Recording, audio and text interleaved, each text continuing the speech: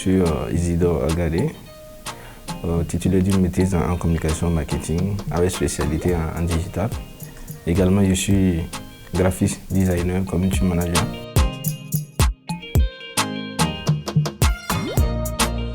Alors, il faut dire que je suis passionné par le domaine du cinéma depuis 2017. Alors, il faut dire qu'au départ, je suis passé par l'actorat, après la prise de son, ensuite le montage.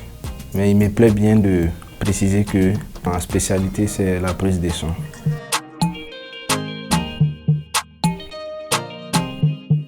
En venant dans le cinéma, moi, mon objectif, c'était de me faire voir à l'écran. Et chemin faisant, j'ai découvert en fait que derrière la caméra, il y a une grosse équipe qui mène un travail pour qu'on puisse voir les acteurs à la télé. Et ces personnes ne sont pas forcément vues à la télé.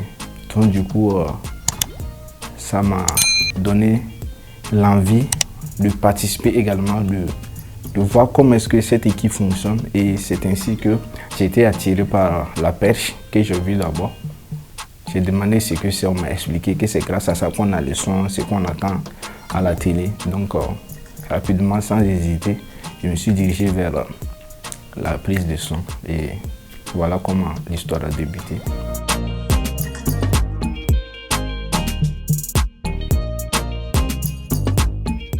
Alors, plusieurs films, bien sûr, ont attiré mon attention. Cependant, il y a deux films particulièrement du réalisateur Missa Hébié, qui n'est plus de ce monde, paix à son âme. Alors, il s'agit de Commissariat de Tampi et L'As du lycée. Il faut dire qu'à son temps, nous étions encore des enfants et on était vraiment scotchés à la télé pour suivre L'As du lycée à son temps, Ismaël et Fadé. En tout cas, c'est un film qui m'a beaucoup plu. Et également Commissariat de Tampi qui a également fait son temps à son tour. Donc franchement, dire un grand chapeau à ce grand homme de ce corps.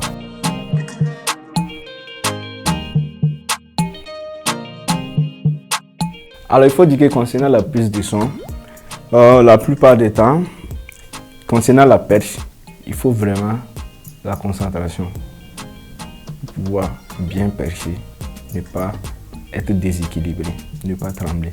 Donc là-bas, en termes de style, je dirais tout simplement, c'est l'équilibre qu'il faut garder, tout simplement.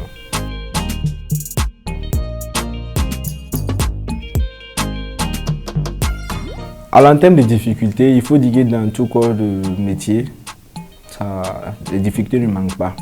Personnellement, en tant que preneur de son, déjà pour la mixette avec les écouteurs, il faut déjà prêter attention aux bruits qui peuvent nuire à la prise de son.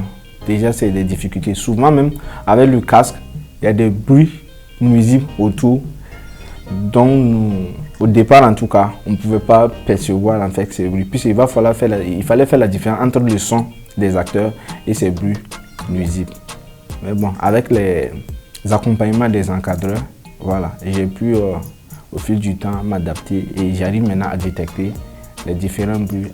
Aussi, concernant la perche, sincèrement dire, je pourrais dire que pendant la formation, la perche, c'était vraiment le corps de métier où personnellement je fuyais parce que déjà soulever la perche, ce n'était pas facile. Aussi, il fallait rester droit et ne pas trembler. Il fallait rester comme ça tout droit avec le micro tendu. Ce n'était pas du tout simple. Avec le temps, je me suis adapté et maintenant je peux percher. Même souvent, il arrive sur des plateaux où je perche pendant 1 minute. Il n'y a pas de souci, ça peut aller.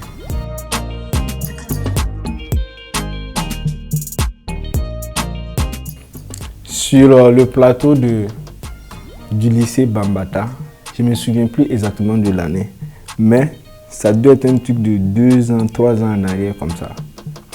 En réalité, il faut dire que le promoteur de Clap en Air, en l'occurrence M. Oumarou Kaboré, c'est un gars que je respecte personnellement et qui je tire mon chapeau pour ce qu'il fait pour nous. Mais il faut dire qu'en réalité, depuis 2017, Ça a été ce jour où j'ai vu M. Kaboré déverser également sa colère sur un plateau. C'est-à-dire quoi? C'est-à-dire qu'il s'est exprimé, il a exprimé sa colère. Alors qu'est-ce qui s'est passé? Ce jour, sur le plateau, je pense que l'acteur principal, je ne sais pas comment le casting s'est passé, mais l'acteur principal n'était pas vraiment opérationnel. Je ne sais pas ce qui n'a pas marché. Donc du coup, chaque séquence du film, on pouvait la reprendre plus de 5 fois, pour ne pas dire même 10 fois. C'est-à-dire qu'on ne faisait que reprendre puisque son jeu n'était pas aussi opérationnel. Donc du coup, ça a fait traîner énormément le tournage. Et nous-mêmes, on était vraiment découragés. Moi, personnellement, j'étais dépassé. Même. Il arrivait un moment où je me demandais si on ne pouvait pas changer d'acteur. Et ce jour, M. Kaboré, avec tout le respect que je lui dois, a laissé voir sa colère. Il a fait sortir le mot maître pour dire à quel point il était dépassé. Donc c'est un fait qui m'a vraiment marqué.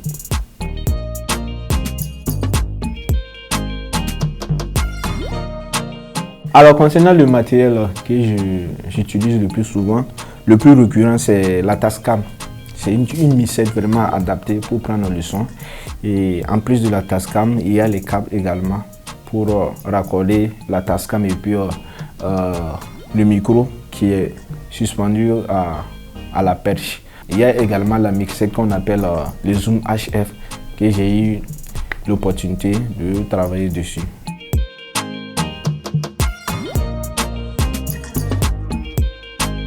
En termes de prise de son, voici quelques astuces que je peux vous donner. Déjà, c'est de côtoyer les devanciers dans le domaine et également participer au tournage.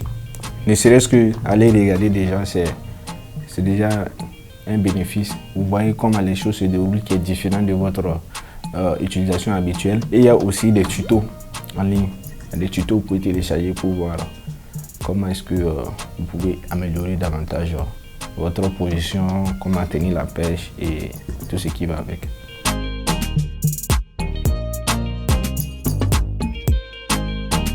Alors personnellement, je suis très fier d'avoir participé aux capsules dont nous avons tourné durant la période de Covid-19. Alors ces capsules parlaient des manières à adopter pour pouvoir éviter Covid-19. Donc je suis très fier d'avoir participé à sensibiliser le monde entier à travers ces capsules qui, en son temps, étaient diffusées sur les chaînes nationales.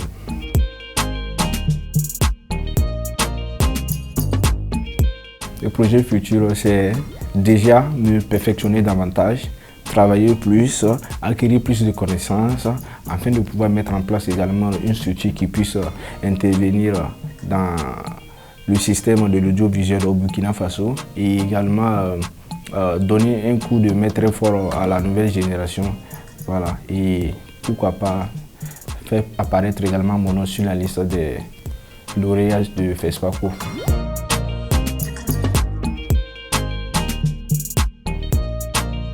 Alors, tous ceux qui comptent se lancer dans le domaine du cinéma en tant qu'amateur, voici ce que j'ai à vous dire comme conseil. Déjà, prenez le temps d'apprendre. 2, côtoyez les devanciers dans le domaine. 3, ne soyez pas pressés. L'argent, ça viendra.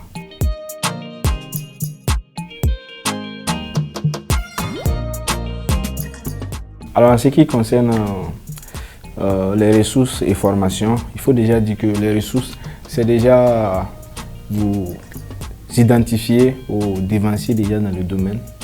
Au Burkina Faso regorge plein de talents qui ont émergé dans le cinéma. Donc c'est des personnes qui constituent vraiment des personnes ressources pour nous, la jeune génération, et pour ceux qui veulent également se lancer dans le cinéma. Et en ce qui concerne les formations, il en existe plein. Déjà, il y a Clap and Nep, où personnellement je suis passé par là, où j'y suis toujours.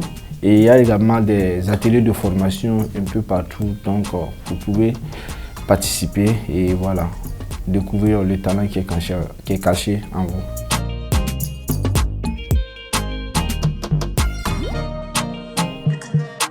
Alors il faut dire que les difficultés, ça ne manque pas. Personnellement, ce qui me motive à continuer dans ce domaine, c'est la passion.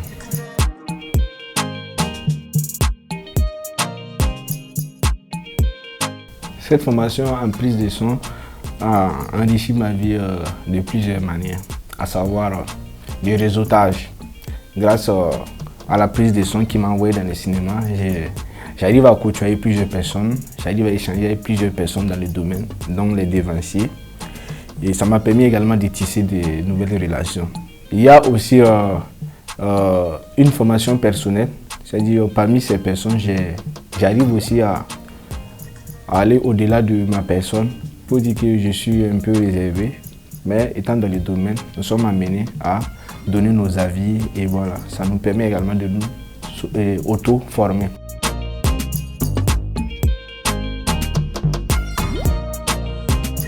Mon dernier mot va à l'endroit du promoteur M. Oumarou Kaboré.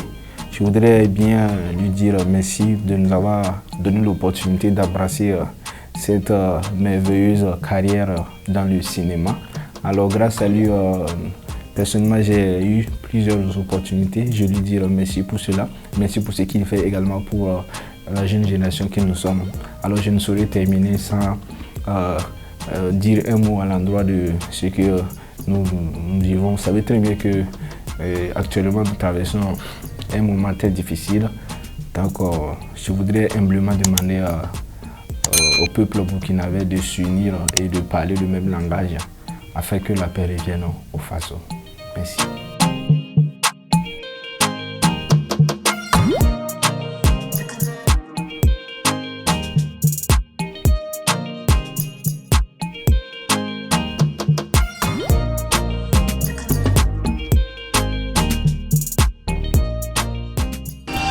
Sobre Web TV, la Web TV au-delà de vos attentes.